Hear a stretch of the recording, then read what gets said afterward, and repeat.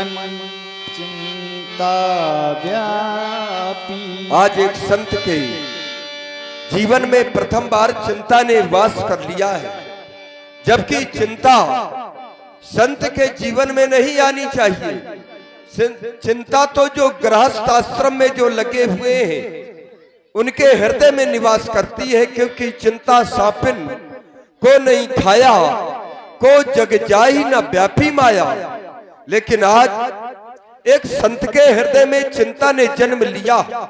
कारण एक ही है, वो चिंता अपने लिए नहीं, इन दुष्टों के लिए यह चिंता ने जन्म लिया है। क्यों? क्योंकि हम संत हैं और संतों का एक सिद्धांत हुआ करता है, एक स्वभाव हुआ करता है कि उमा संत कई इहै बड़ाई, मंद करत सो करई भलाई। यानी बुराई करने वाले का भी जो भलाई सोचे, जो बुरा करे और उसके बदले में बुरा का प्रतिकार जो भलाई से दे, तो वही संत है। भले ही इन्होंने हमारे साथ में बुराई की है, हमको सताया है, दुख दिया है, लेकिन हम संत हैं तो हमारा कर्तव्य बनता है कि इनका उद्धार हो। तो उद्धार कैसे होगा? जब ये मरेंगे तब ये उद्धार होगा। लेकिन यदि हमारे द्वारा मरेंगे तो इनका उद्धार नहीं हो सकता। मर तो जाएंगे लेकिन पुनः ये राक्षस योनि में पुनः जन्म लेंगे। आज हमें सता रहे हैं, कल दूसरे संत को सताएंगे। तो हम चाहते हैं कि इनका मरण भी हो और इनका तरण भी हो। लेकिन ये इसलिए तो चिंता है आज संत के हृदय में। तो ये मरण और मरण के साथ साथ इनका तरण कैसे होगा? ये हरि बिन मरे ही न निश्चर पाती। जब नारायण के हाथों इनका जब मरण होगा तभी इनका तरण भी होगा, क्योंकि ये सामर्थ्य केवल नारायण में है। और जब नारायण में है तो नारायण क्या अभी योग निद्रा को ग्रहण किए हुए हैं? उनको ये भक्तों पर हो रहा ये राक्षसों के द्वारा क्या अनाचार दिखलाई नहीं दे रहा? ये अत्याचार क्या नारायण देख नहीं पा रहे? इस समय हे नारायण, यदि आप योग निद्रा को ग्रहण किए हुए हैं तो योग निद्रा का आप त्याग करें और अपने भक्तों पर हो रहे इस अनाचार को, इस अत्याचार को देखें और भक्तों के दुख निवारण करने के लिए आप अवतार ग्रहण करें। नहीं तो ना ये भक्त रह जाएंगे, और जब धरा में ये भक्त ना रहेंगे तो आपका अस्तित्व भी नहीं रह जाएगा, क्योंकि भक्तों के द्वारा ही भगवान का अस्तित्व है। और जब भक्त नहीं तो भगवान कहां? क्योंकि इस समय पाकशालाओं में नरमांस पकाए जाते हैं। इस समय इन दुष्टों के द्वारा पूज्य विद्वानों के ये मस्तक ठुकराए जाते हैं। इस समय ये सनातन धर्म ग्रंथ ईंधन के बदले जलते हैं। इस समय देव प्रतिमाओं पर निशंक हथौड़े चलते हैं। बाढ़े बहुखल चोर ज्वारा, जे लंपट परधन परदारा। पराई नारियों का इस समय इन राक्षसों के द्वारा हरण होता है। परदाराओं को अब निश्चर हर ले जाते हैं। यज्ञोपवीत अब विप्रों के पैरों से कुचले जाते हैं। गौशालाओं में बलपूर्वक जिन्हें सनातन धर्मावलंबी गौ माता के नाम से पुकारता है, गाय को माँ का स्थान दिया गया।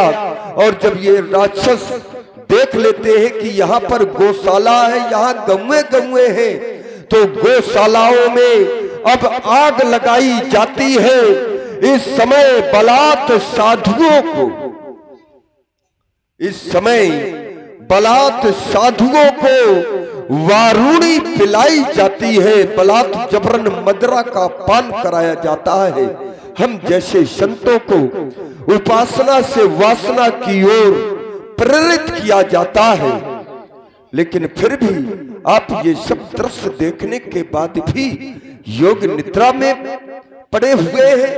हे नारायण, योग निद्रा का त्याग करें, देखें, क्योंकि ये सहारे आपके जो है तो उन्हीं पर ये आज संकट है। ये बनी रंगशालाएं, ये मखशालाएं अब वही मुनियों के मरघट है।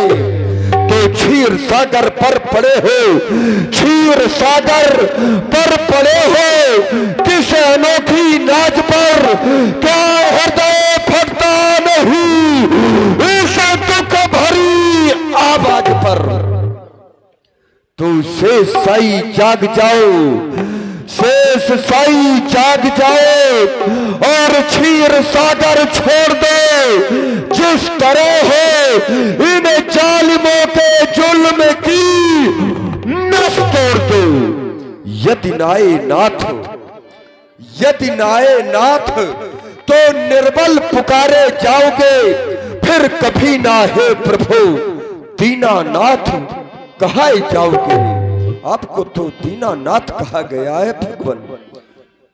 हम अनाथों की दुहाई इस विश्व में मच जाएगी, तो शेष सैया प्रभु तुम्हारी ये सिंधु में धस जाएगी। मैंने तो यहां तक सुना है, ये आपकी ही वाणी है कि यदा यदा ही धर्मस्य ग्लानिर्भवति भारत अभ्युत्थानत्म धर्मस्य तदात्मानं सृजाम्यहं परित्राणाय साधूनां विनाशाय च दुष्कृतां धर्म संस्थापनार्थाय संभवामि युगे युगे। जब जब हुए धर्म की हानि, बाढ़े असुर अधम अभिमानी, तब तब प्रभुधर विविध शरीरा हरे ही कृपा निधि सज्जन पीड़ा। लेकिन फिर भी संभवामि युगे युगे, जब प्रत्येक युग युग में नारायण का अवतार संभव है, तो ये तो त्रेता का अंतिम चरण चल रहा है। कहीं ऐसा तो नहीं है कि नारायण ने अवतार ग्रहण कर लिया हो और मैं व्यर्थ ही नारायण पर दोष लगा रहा हूं। इसलिए मुझे अब चिंता का त्याग करना होगा, क्योंकि जो चिंता का संबंध होता है वो शमशान से होता है। चिंता का संबंध तब मन कीन बेचारा, चिंता का संबंध व्यक्ति को जीवन में चिंता नहीं करनी चाहिए, क्योंकि चिंता से समाधान मिलने वाला नहीं है। क्यों? जो ज्यादा चिंता करते हैं वो शमशान पहुंच जाया करते हैं, क्योंकि चिंता का संबंध ही शमशान से होता है। तो व्यक्ति को करना क्या चाहिए? मैंने भी चिंता की, मुझे समाधान नहीं मिल पाया, इसलिए अब मुझे चिंतन करना चाहिए, क्योंकि जो चिंतन होता है, चिंतन का संबंध समाधान से होता है। अस्तु, अब मुझे विचार करना होगा। ओ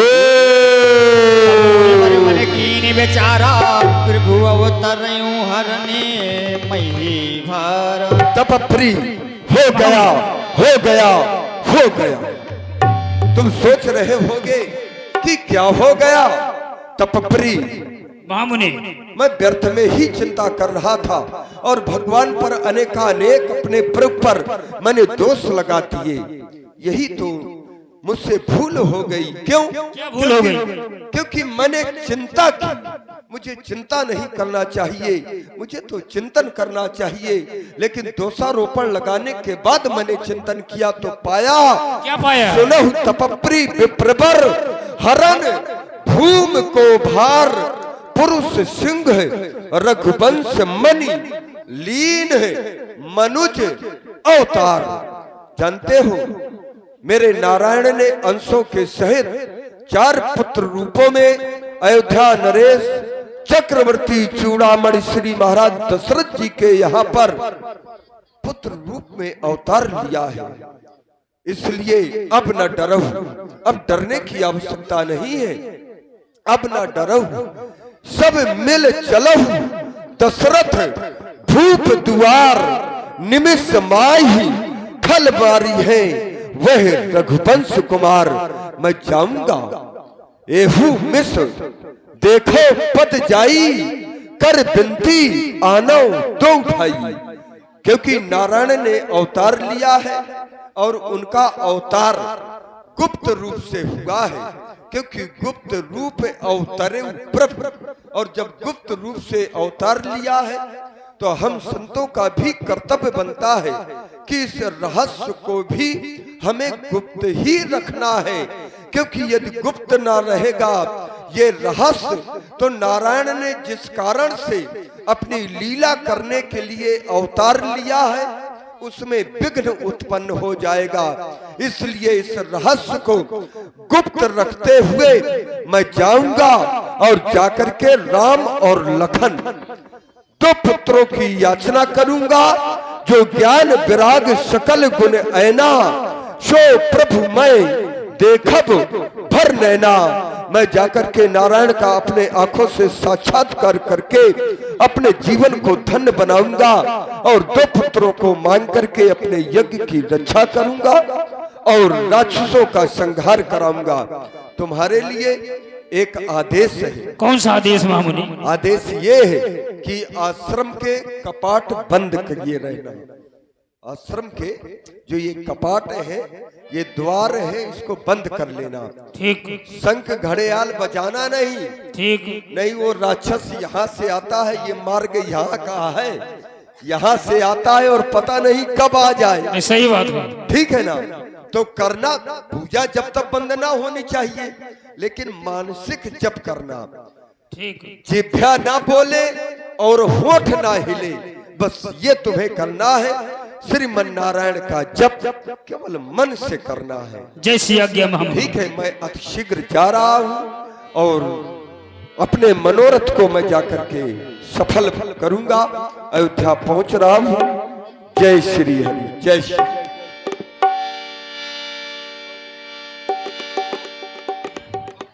बहुविधि करते मनोरथ जात लाग नहीं बार, करे मंजन सरे जल गए भूप दरबार।